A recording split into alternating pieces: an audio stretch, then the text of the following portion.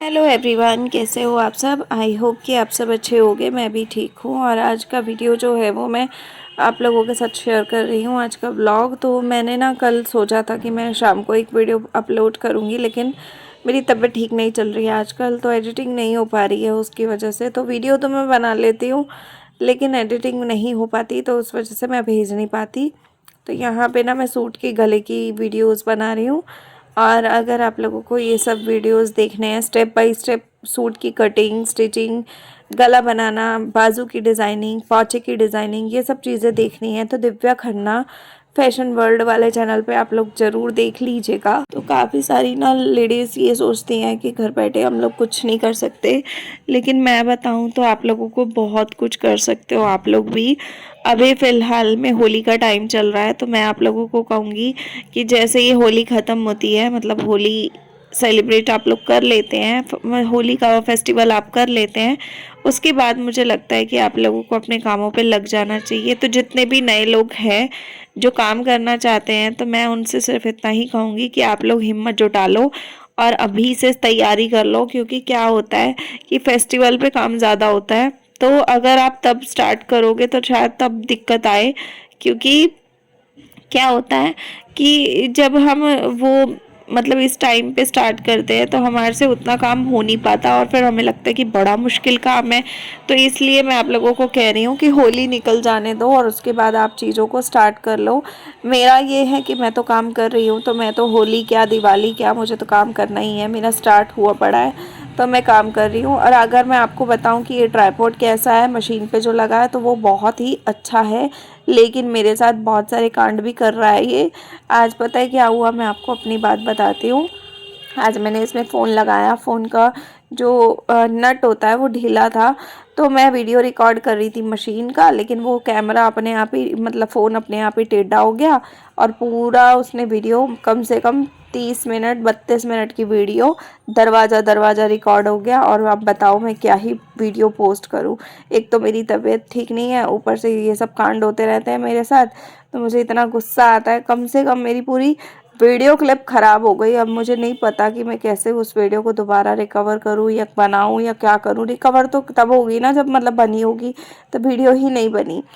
तो हाउसवाइफ जो होती हैं वो घर से पैसा कैसे कमा सकती हैं आज की डेट में, मैं आपको ये भी बात बताऊंगी। कल मैंने बताया था कि आप फैक्ट्री और कंपनी से काम ले सकते हो, तो आप वहाँ पर ट्राई कर सकते हो। तो आज मैं आप लोगों को बताती हूँ कि अगर आपको स्टिचिंग नहीं आती है और फिर भी आपको काम करना है, सिलाई नहीं आती है, तो आप कैसे काम कर सकते हो।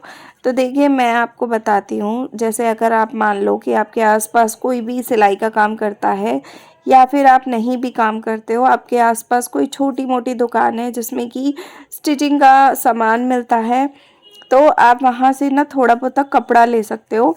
नॉर्मल जो कपड़े होते हैं उन कपड़ों के साथ ना छोटे वाले इलास्टिक ले लो। इलास्टिक के साथ ना आप स्क्रंचीज बना सकते हो। स्क्रंचीज क्या होती है, वो रबड़ बैंड होते हैं जो आपने मार्केट में देखा होगा कि अंदर रबड़ होता है और ऊपर ना उसके कपड़े का, फ्लावर टाइप के कपड़े का वो बना होता है। रबड़ बैंड मतलब हैवी वाला होता है वो। तो वो कम से कम एक रबड़ बैंड 30 रुपये का मार्केट में मिलता है, कोई 40 रुपये का देता है, इस तरीके से मिलता है।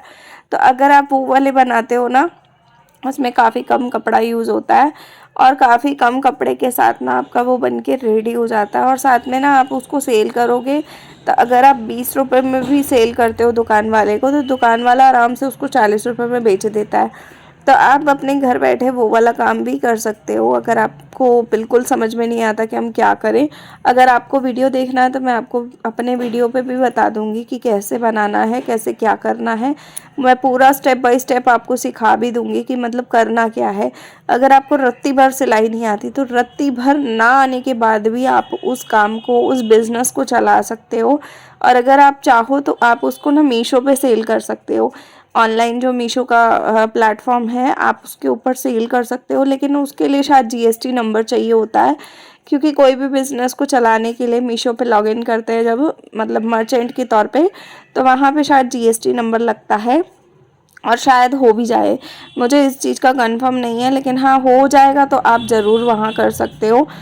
मेरे ख्याल से मीशो पे नहीं है जीएसटी नंबर का मैंडेटरी, और अमेज़ॉन पे और फ्लिपकार्ट पे है। तो ऐसा है। तो अगर आप चाहो तो आप मीशो पे ज़रूर काम कर सकते हो इस तरीके से। तो यहाँ मैं गले की ना डिज़ाइन मतलब गला बना रही थी, और गले की वीडियो में मैं शेयर करूँगी कि मैं कैसे सिंपल तरीके से बनाती हूँ और कैसे क्या करती हूँ अपने सूट्स के साथ। ये वीडियो आपको दिव्या खन्ना फैशन वर्ल्ड पे मिल जाएंगे। स्टेप बाय स्टेप धीरे धीरे वीडियोस आते रहेंगे, तो आप लोग इंजॉय करते रहिएगा। और आप लोग बताइएगा आप लोगों की होली की तैयारी कैसी चल रही है, किसने क्या क्या बना लिया, जल्दी जल्दी कमेंट में बता दो। तो ये मेरे वीडियोस जो है ना वो एक ही दिन के 4-5 वीडियोस रिकॉर्ड हैं, तो वो धीरे धीरे आप लोगों तक पहुंच रहे हैं। जैसे जैसे एडिट हो रहा है तो वैसे वैसे पहुंचा रही हूँ मैं। और इसलिए ना क्या हो रहा है कि अभी मैं बीच बीच में घर का काम भी निपटा रही हूँ, क्योंकि त्यौहार है, त्यौहार भी सेलिब्रेट करना होता है, हर चीज़ होती है। तो घर भी देखना है, चैनल भी देखने हैं, यूट्यूब भी देखना है। तो घर में रहकर काम करना कोई आसान बात नहीं होती है। सारा दिन आप मेरे घर में देखोगे कितनी बार तो मेरा घर ही फैला रहता है। मतलब ऐसा रहता है कि जैसे छोटे बच्चे होते हैं ना घर फैला लेते हैं, ऐसे ही हम दोनों लोग इतने बड़े बड़े हैं लेकिन फिर भी हम फैला लेते हैं। कभी कंबल खोल लेते हैं, कभी तकिया इधर से उधर पटक देते हैं। मतलब बहुत सारे कांड तो हम दो ही लोग मिलके करते रहते हैं, ऐसा लगता है मुझे। और जिस टाइम सूरज घर नहीं होते हैं, मतलब मेरे हस्बैंड नहीं होते हैं, उस टाइम तो सारी चीज़ें इधर से उधर सेटिंग पे होती हैं। हालांकि ये इतना उछल कूद तो कुछ नहीं करते हैं, लेकिन हाँ मतलब बैठे बैठे ही कभी इधर का सामान उधर, कभी उधर का सामान इधर, और फिर खाना पीना बार बार बनाओ, मतलब कभी कुछ बनाओ कभी कुछ बनाओ। तो ये डिस्टरबेंस मेरे साथ भी रहती है। ऐसा नहीं है कि कुछ हाउसवाइफ ऐसी बोलती हैं कि भाई परिवार में काम करना पड़ता है तो हम कैसे एक दिन में अपने काम को कर पाएँ, स्पीड बढ़ा पाएँ। ये सब दिक्कतें मेरे साथ भी आती है, और मुझे पता है कि जब ऐसा होता है कंडीशन तो फिर काम में क्या स्पीड क्या कुछ भी नहीं हो पाता। मतलब उस टाइम पे इरिटेशन और ज़्यादा होती है। तो ये सब चीज़ें मेरे साथ भी होती हैं, ऐसा नहीं है कि मेरे साथ नहीं होता कुछ, मेरे साथ भी होता है। कई बार तो ऐसा दिक्कत आती है कि भाई एक तरफ मेरी मशीन वॉशिंग मशीन चल रही होती है, दूसरी तरफ मेरी सिलाई मशीन चल रही होती है, तीसरी तरफ मेरा गैस चल रहा होता है, खाना बन रहा होता है। तो मतलब बहुत सारे होच पोच होते हैं, कभी इधर भागो कभी उधर भागो कभी उधर भागो। तो इस तरीके से मैं भी भाग भाग के काम कर रही होती हूँ। तो काफ़ी सारी चीज़ें ऐसी हो जाती है कई बार। तो मैं आपको यही कहूँगी कि आपको मोटिवेट रहना है, डीमोटिवेट नहीं होना। जहाँ पर आप डीमोटिवेट हुए वहाँ पर आपके सारे काम रखे रह जाएंगे और आप बीमारी हो जाओगे। जैसे बीमार तो चलो एक नॉर्मल बात है कि मौसम ख़राब चलता है तो बंदा बीमार हो जाता है, या कभी बॉडी साथ नहीं देती, इम्यूनिटी डाउन हो जाती है तो हो जाता है। लेकिन अंदर से आपकी इच्छा नहीं होगी कोई काम करने की, आपको थकान आलस ये सब रहेगा। तो ये सब चीज़ों का जो छुटकारा है वो पाने के लिए आपको मोटिवेट रहना चाहिए हमेशा। आपको हर काम को अपना बेस्ट देना चाहिए। आपको ये सोचना चाहिए कि भाई अगर हम काम कर रहे हैं तो हम क्यों कर रहे हैं, है ना। क्यों कर रहे हैं का साथ साथ ये नहीं कि पैसे के लिए काम कर रहे हैं, नहीं।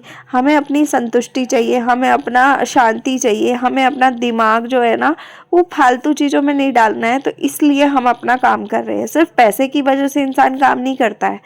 पैसे का क्या है, पैसा तो मतलब बहुत सारे ऐसे काम है जहाँ मेहनत भी नहीं करनी पड़ती, पैसा फिर भी आ जाता है। तो जो लोग गलत काम करते हैं उनका मैं बता रही हूँ। तो पैसा तो वहाँ भी आ जाता है, लेकिन संतुष्टि और चैन सुकून उन लोगों के पास भी नहीं होता है। तो हमें हमारे काम में संतुष्टि, चैन और सुकून तीनों चीज़ें चाहिए होती हैं। प्लस हमें हमारे काम से लगाव होता है, तब हम काम करते हैं, है ना। तो गला बन के मेरा रेडी हो गया। अगर आप लोग देखना चाहो तो जाकर फिर से बोल रही हूँ, देख सकते हो दिव्या खन्ना फैशन वर्ल्ड वाले चैनल पे। और मैं आपको यही कहूँगी कि अगर आप सुबह जल्दी उठते हो, जैसे सुबह मान लो कई लेडीज़ ऐसा बोलती है कि अगर आपको काम करना है ना आपको 4 बजे ही उठना पड़ेगा। मैं नहीं कहती ऐसी बातें। मैं ये कहूँगी कि आपका जो शेड्यूल है ना, मान लो आपके घर में आपके बच्चे हैं, स्कूल जाने वाले हैं, आपको जिस हिसाब से कंफर्टेबल लगता है आप उस हिसाब से उठो। लेकिन पूरे दिन में आपको टाइम वेस्ट नहीं करना है। पूरे दिन में आपको काम उस तरीके से करना है जिस तरीके से आपका काम हो सके और हो पाए। अब अगर आप 4 बजे उठ के बैठ जाओ, काम ना करो, बैठे रहो बैठे रहो बैठे रहो, कभी सोफे पे बैठ जाओ जाके, कभी बेड पे बैठ जाओ, कभी बालकनी पे बैठ जाओ, कभी दरवाजे के आगे बैठ जाओ, कभी जमीन पे बैठ जाओ, कभी किचन के अंदर कुर्सी बिछा के बैठ जाओ। मतलब इस तरीके से इधर से उधर उधर से इधर बैठे रहो। कभी इस कमरे में बैठ जाओ, कभी उस कमरे में बैठ जाओ, कभी देवरानी के पास चल जाओ 4 बातें करने, कभी सास से बातें कर लो। अगर आप यही सब करते रहोगे तो 4 बजे उठने का मतलब क्या हुआ? मुझे नहीं समझ में आती कि जो औरतें ये बोलती हैं कि अगर आपको सक्सेस होना है आपको 4 बजे ही उठना पड़ेगा। भाई क्यों? मेरे को नहीं लगता, मैं नहीं उठती 4 बजे। मैं उठती हूँ आराम से 5-6 बजे, 7 बजे। जब मेरी आँख खुलती है 7 बजे के आसपास, 6 बजे के आसपास, तब मैं उठती हूँ, क्योंकि मेरे पास अभी कोई बच्चा नहीं है, मेन बात। तो मुझे स्कूल का कोई झमेला नहीं है कि भाई मुझे स्कूल भेजना पड़ेगा या जल्दी उठना है, टिफ़िन पैक करना है, किसी का नहीं। मेरे हस्बैंड का ऑफिस होता है दोपहर के 1:30 बजे। तो जब बंदे ने जाना ही 1:30 बजे और रात को आना है 12 साढ़े 12 बजे, तो मैं कैसे 4 बजे उठ सकती हूँ? मैं उठ ही नहीं पाऊंगी, है ना। तो जब साढ़े 12 बजे कोई इंसान आ रहा है, वो रात को आके पहले तो चाय पिएगा, फिर थोड़ा खाना पीना खाएगा, ये सब करते करते मेरे 1:30 बज जाते हैं, 1 बज जाता है, मतलब 1 1:30 तो आराम से बज ही जाता है, 1:30 से 2। तो 2 बजे अगर मैं सोऊंगी तो मैं 4 बजे कैसे उठ जाऊंगी? मैं तो नहीं उठती हूँ, है ना।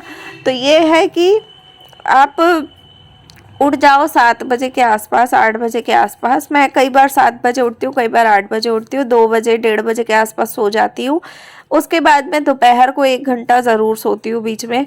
आजकल तो मैं सो ही रही हूँ, क्योंकि जिस समय मैं दवाई लेती हूँ ना, कोल्ड वाली, कोल्ड और फीवर वाली, तो वो दवाई से इतना नशा चढ़ता है कि मतलब अगर आपका पेट भरा हुआ है और आपने दवाई खा ली, ऊपर से लंच करने के बाद मैं वो दवाई लेती हूँ, और वो दवाई लेने के बाद आपको 110% है कि आपको ऐसी भयंकर नींद आती है उस समय कि आप सो जाते हो। और जब सो के उठते हो तो अच्छा फील होता है, लेकिन 1-1.5 घंटा मैं ज़रूर दिन में आजकल सो रही हूँ, क्योंकि मेरी बॉडी बहुत ज़्यादा ना वीकनेस फील कर रही है, तो मैं सो जाती हूँ। ठीक है। तो मेरे साथ ऐसा हो रहा है आजकल कि मैं सुबह 8 बजे उठती हूँ, और 8 बजे उठने के बाद मैं सारे घर के कामों को निपटा लेती हूँ 9 साढ़े 9 तक। साढ़े 9 तक मेरा काम हो जाते हैं। उसके बाद मैं अपना सिलाई का काम, यूट्यूब का काम, जो भी मुझे करना होता है मैं वो कर लेती हूँ। उसके बाद 1:30 बजे मेरे हस्बैंड का शिफ्ट है, तो वो वही कई बार 12:30 बजे निकलते हैं, कई बार 11:30 बजे निकलते हैं, कई बार 11:30 बजे निकलते हैं। तो 11:30 बजे तक मैं जो भी यूट्यूब के काम होते हैं वो निपटा लेती हूँ, और उसके बाद मैं उनको भेज के, उनको जो भी खाना पीना खिलाना होता है वो सब खिला पिला के, उनको भेज के, और उसके बाद मैं मशीन पकड़ के बैठ जाती हूँ। फिर मेरे को मशीन का काम होता है, तो मैं 11:30 या 11 बजे से मशीन पे बैठती हूँ, और फिर मैं 3 बजे तक, 2:30 बजे तक मशीन पे रहती हूँ। तो जितना काम हो पाता है कर लेती हूँ। उसके बाद क्या करती हूँ, उसके बाद मैं लंच करती हूँ। लंच करने के बाद मैं 1 कप चाय पीती हूँ। चाय पीने से पहले मैं गोली खा लेती हूँ, दवाई खा लेती हूँ, जो भी मुझे डॉक्टर ने दे रखी है वो खा लेती हूँ, ऊपर से चाय पीती हूँ। चाय पीने के बाद मुझे ना, मतलब दवाई का असर हो जाता है 10-15 मिनट में, तो फिर मुझे नींद आ जाती है, फिर मैं सो जाती हूँ। फिर मैं 3 बजे सोती हूँ, तो 4:30-5 बजे तक मैं उठ जाती हूँ। मतलब उठ तो मैं जल्दी जाती हूँ, लेकिन ये है कि मैं बिस्तर नहीं छोड़ती, मैं बिस्तर पे ही पड़ी रहती हूँ। फिर जब मैं 5 बजे उठती हूँ ना, तब मैं थोड़ा फ्रेश फील करती हूँ। तो 5:30 बजे तक मुंह हाथ धो के, अपना थोड़ा झाड़ू झूड़ू लगा के घर में, उसके बाद मैं थोड़ी देर और मशीन पर बैठती हूँ। तो मैं मशीन पर बैठती हूँ तो रात के 9 बजे तक मैं मशीन पर रहती हूँ, क्योंकि कई बार 9 बजे, कई बार 10 बजे, कई बार 9:30 बजे, इस तरीके से मैं रहती हूँ। उसके बाद मैं खाने की तैयारी करती हूँ, कि जो भी मुझे बनाना होता है वो सब बनाती हूँ। तो उसके बाद तो मेरे हस्बैंड आने वाले ही हो जाते हैं, तो वो 12 बजे तक आते हैं, उनकी 10 बजे तक शिफ्ट रहती है। कई बार 11:30 आ जाते हैं, कई बार 12 बजे आ जाते हैं। तो जैसे ही वो आते हैं तो फिर हम लोग पहले चाय पीते हैं, फिर उसके बाद खाना खाते हैं, थोड़ी देर बाद, आधा घंटे बाद। फिर खाना खाने के बाद मैं किचन की थोड़ी सफाई करती हूँ, मतलब खाना खाया और उसी के साथ ही मैं जब बर्तन रखने जाती हूँ तो मैं साथ ही बर्तनों को साफ़ करके ही वापस आती हूँ। तो वो सब करके फिर हम सो जाते हैं। तो ये हमारा शेड्यूल रहता है। तो जब मैं आपको वही कह रही हूँ कि मतलब मेरा रात तक का लंबा रूटीन है। अगर आप सुबह 4 बजे उठते हो तो मुझे लगता है 9 बजे तक आपको सोना पड़ेगा, 10 बजे तक, तब आप सुबह 4 बजे उठ सकते हो। 10 मतलब 9 बजे ही मान लो सोना पड़ेगा आपको, ये डिनर वगैरह 8 बजे तक निपटाना पड़ेगा। लेकिन जिसका जिस तरीके से शेड्यूल बैठ पाता है आप उसी तरीके से काम करो। ये नहीं कि अगर आप रात को 12-12 बजे तक किचन में खड़े हो और काम कर रहे हो और फिर आप ये सोचो कि सुबह 4 बजे मैं फिर से उठ जाऊं, तो आप ज़्यादा 10 दिन, 5 दिन इतना ही कर पाओगे। उसके बाद तो आपकी खुद ही की बैटरी लो हो जाएगी, फिर आप काम जो दिन में कर पाते हो वो भी नहीं कर पाओगे। 4 बजे उठने की कोई ऐसी खास ज़रूरत नहीं होती है। आपको जिस समय अच्छा लगे, आपको कंफर्टेबल लगे, आप उस समय बिस्तर छोड़ो और उस हिसाब से काम करो कि पूरा दिन आपको काम करना है। पूरे दिन अपनी बैटरी को चार्ज रखने का सिर्फ यही तरीका है कि आप अपने हिसाब से काम करो। आप दूसरे को मत देखो कि भाई ये वीडियो में बता रहा है 4 बजे उठना है और ये हम 4 बजे का अलार्म लगा के सो जाते हैं, हम उठ जाते हैं। नहीं, ऐसा नहीं करना है। आपकी बॉडी जितना साथ दे रही है आपको, उतना ही आपको काम करना है और उतना ही लेना है अपनी बॉडी से काम। दूसरी चीज़ है, काफ़ी सारे लोग अब ये भी सोचेंगे कि भाई हम कैसे अपने काम को मैनेज करें। तो मैं ये ज़रूर बोलूँगी कि आप देखो 8 बजे अगर उठते हो सुबह, मैं आइडिया दे रही हूँ, ऐसा नहीं कह रही कि 8 बजे ही उठो। मैं आपको ये कह रही हूँ कि अगर आप मान लो 8 बजे 6 बजे उठते हो, मान लो 6 बजे उठते हो, मैं आपको सिर्फ इतना कहूँगी 6 बजे उठने की जगह पौने 6 बजे उठना स्टार्ट कर दो। तो जब धीरे धीरे आप 15-15 मिनट अपना जल्दी उठोगे ना, तो आपको एक बॉडी में आदत हो जाएगी। फिर 15 मिनट से और 15 मिनट कम कर दो, मतलब जहाँ पौने 6 उठते हो वहाँ 5:30 उठना शुरू कर दो। तो धीरे धीरे आपका आधा घंटा यहाँ बढ़ गया। और सुबह जो स्पीड में काम करते हो ना आप, वो स्पीड दिखाओ, तो वो आधे घंटे का अपने आप 1 घंटा हो जाएगा जब आप स्पीड में काम करोगे। तो पूरे दिन में आपको 1 घंटा एक्स्ट्रा मिल ही जाएगा, जैसे मर्जी करके मिल जाए, पर मिल जाएगा कि आप अपने काम कर पाओ। दूसरी चीज़ है कि आपको नीयत होनी चाहिए उस काम को करने की। अगर आपकी नीयत नहीं है, आपका मन नहीं है, आपकी इच्छा ही नहीं है काम करने की, तो फिर आप चाहे 4 घंटे पहले उठ जाओ, पूरी रात ना सो, तब भी आप काम नहीं कर सकते हो। तो ये मेरा आजमाया हुआ ट्रिक है जो मैं आपको बता रही हूँ, है ना। तो मैं अपने कामों को इसी तरीके से करती हूँ। बुटीक अगर खोलना है तो बुटीक खोलने के हिसाब से, अपने घर के हिसाब से सब कुछ मैनेज आपको खुद करना पड़ेगा। बुटीक का काम खुद करना पड़ेगा। किसी तीसरे बंदे से काम लाके कर रहे हो, उन सब चीज़ों को मैनेज करना आपका खुद का काम है। ऐसा नहीं है कि हमारे घरों में बाकी घर के बाहर के काम नहीं होते हैं, ये नहीं होता, वो नहीं होता, मतलब होता बहुत कुछ है, लेकिन वही बात है कि करते क्या है क्या नहीं करते हैं, वो मेन बात होती है। ठीक है, तो मैं आपको यही कहूँगी कि आप पूरा काम करो रूटीन के साथ और हिम्मत मत हारो, जितना हो सके उतना अच्छे से अच्छा बेस्ट दो अपना। तो यहाँ मेरा गला बन के हो गया रेडी। अगर आपको देखना हो तो दिव्या खन्ना फैशन वर्ल्ड पे देख सकते हो। आज का व्लॉग कैसा लगा कमेंट में ज़रूर बताना। मिलते हैं नेक्स्ट व्लॉग में, तब तक के लिए लाइक शेयर सब्सक्राइब कीजिएगा। Bye, take care.